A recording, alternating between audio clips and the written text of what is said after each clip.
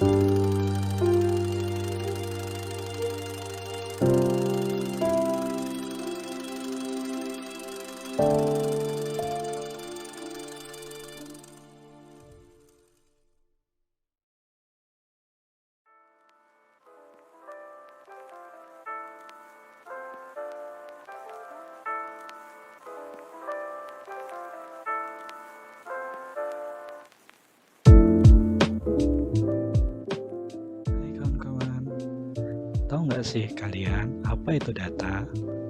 Menurut sumber, data adalah sekumpulan fakta seperti angka, kata, ukuran, observasi, atau sekedar deskripsi yang berkaitan dengan objek.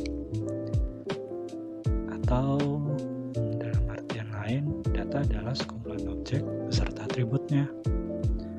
Nah, contoh dari data adalah list belanjaan kalian, misalnya. Apa sih atribut itu?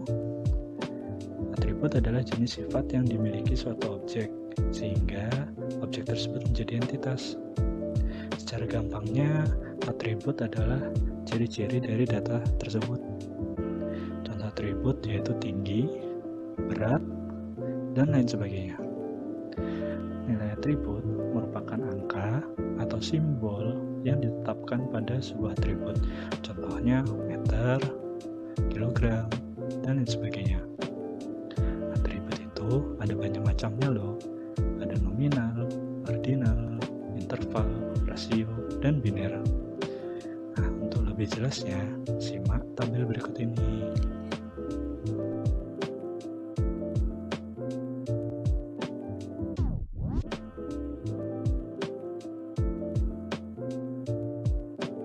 Hai, namaku Muca.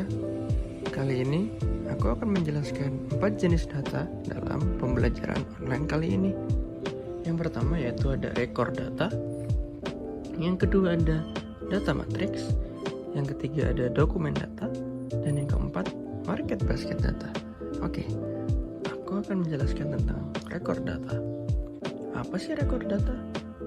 Record data itu adalah data yang terdiri dari kumpulan record dan yang masing-masing terdiri dari sekumpulan atribut tetap. Itu adalah record data. Kemudian data matrix.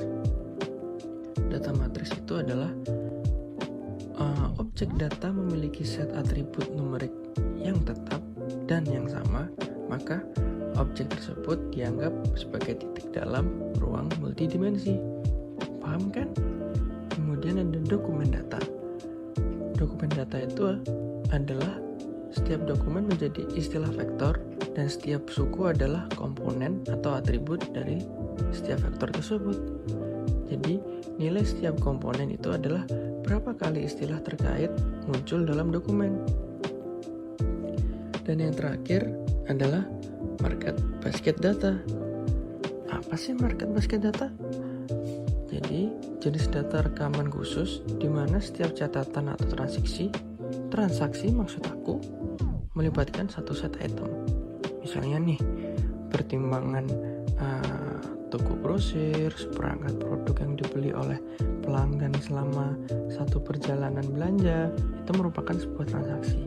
Sedangkan produksi individual yang dibeli adalah item.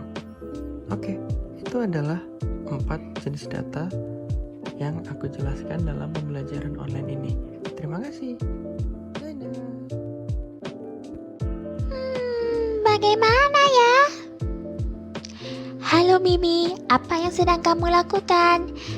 Oh, halo Lily. Aku sedang berpikir tentang bagaimana aku berbelanja.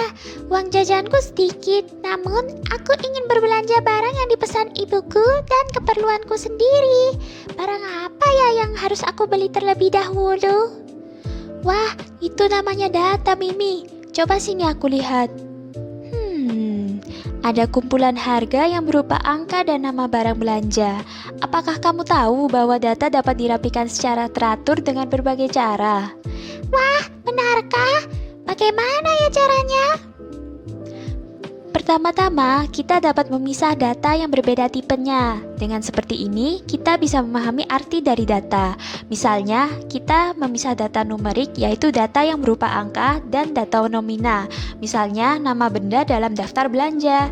Yang kedua, kita dapat mengurangi data yang tidak perlu. Misalnya, namamu yang kamu tulis di daftar belanja ini merupakan data yang tidak berhubungan dengan belanja. Jadi, dapat dihapus saja, Mimi. Lalu, yang ketiga adalah mengelompokkan data. Misalnya, memisah data barang yang dapat dibeli sekarang dan barang yang dapat dibeli lain waktu. Dengan begitu, kamu bisa lebih mudah menentukan barang yang benar-benar diperlukan, Mimi.